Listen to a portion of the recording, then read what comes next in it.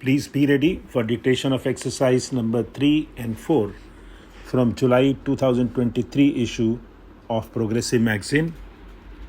5 seconds to go. Start.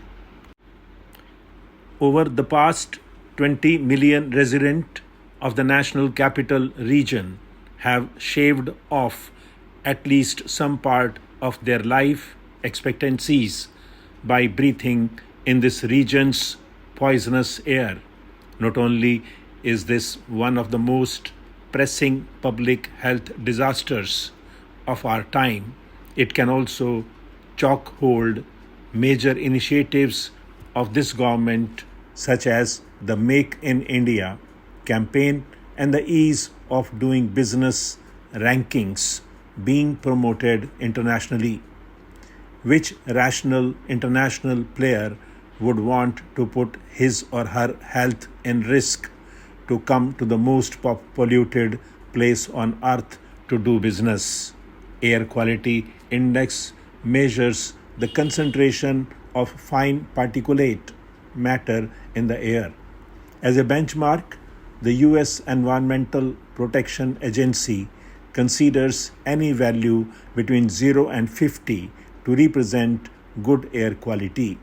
But this season, areas in the NCR have seen record-breaking values of as high as 1,000 on the index 20 times the prescribed limit for dignified human existence. What makes PM 2.5 particles extremely dangerous is their cancerous ability to penetrate the human body and stick onto the insides of the lungs.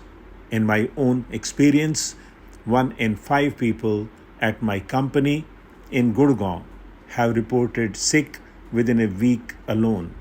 My child's school had to be closed as a precaution.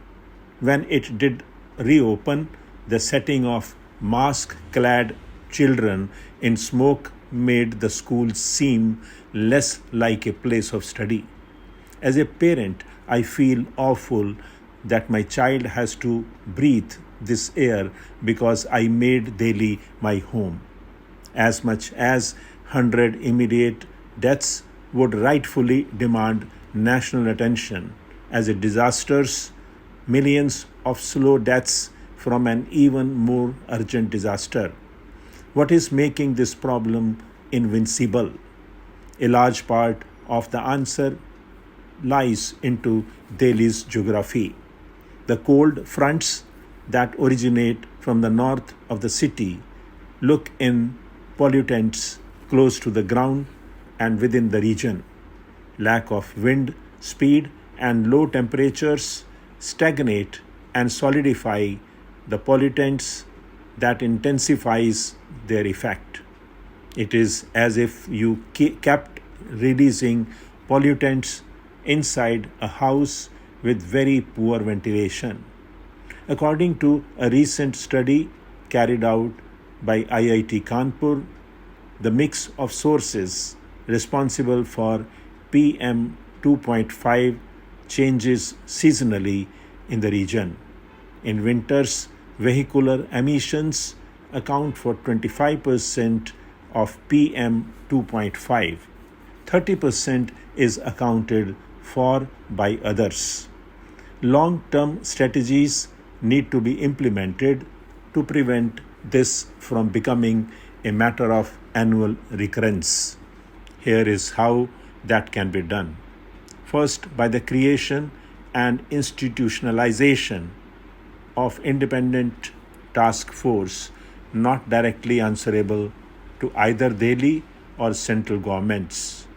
Such a task force should be singularly responsible for and have the authority to enforce measures to manage air pollution in the region. Policymakers often tend to pass the buck onto each other when they are not directly responsible for a project or have interlayered responsibilities. Assigning a single manager responsible for a clear action item drastically improves execution. Second, we need to fundamentally prioritize clean air as a basic human right.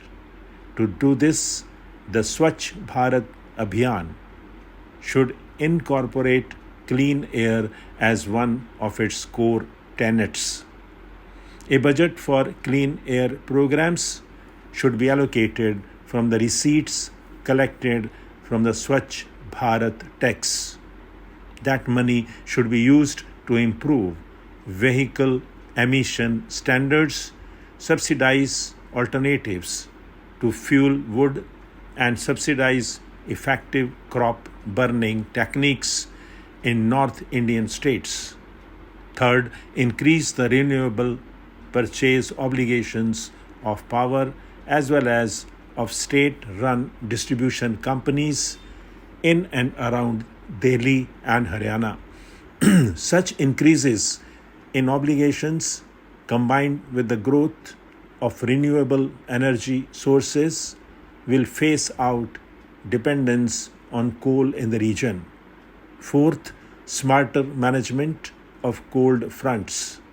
While we cannot control cold fronts per se, we can control the activities that reduce the intensity of pollution during these periods.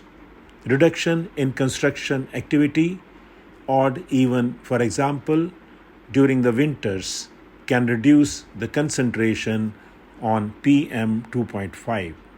Newspapers from around the world, from the Washington Post, Wall Street Journal, and the New York Times to the Korean Herald and the Daily Mail, have taken notice and highlighted the severity of the problem here in India.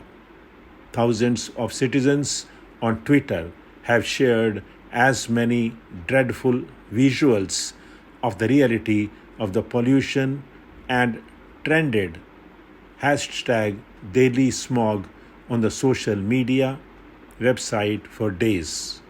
The negative publicity has certainly dulled our ability to attract foreign investment, foreigners, non-resident Indians, and out-of-state Indian talent to the region. This crisis imposes costs on society as a whole, as well on the progressive policies that we hope will deliver to us a better economic future. At the base level, the state needs to provide the most basic of human rights, clean air to breathe. Without this, the economic development vision will not have much meaning to the people of the country. The state should make clear policy in this regard to safeguard the health of the people at the earliest possible time. Stop.